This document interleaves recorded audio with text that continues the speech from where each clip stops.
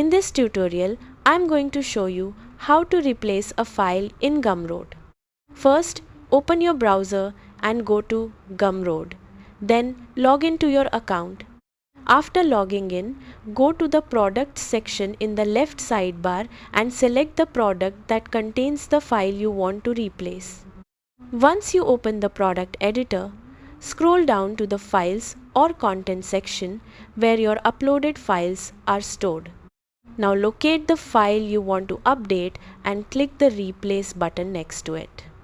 After that, choose the new file from your computer and wait for the upload to finish completely. Once the new file is uploaded, click Save Changes or Save and continue to update your product.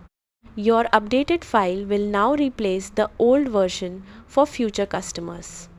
If you want previous buyers to receive the updated version as well, Gumroad can automatically provide access to the new file for existing customers.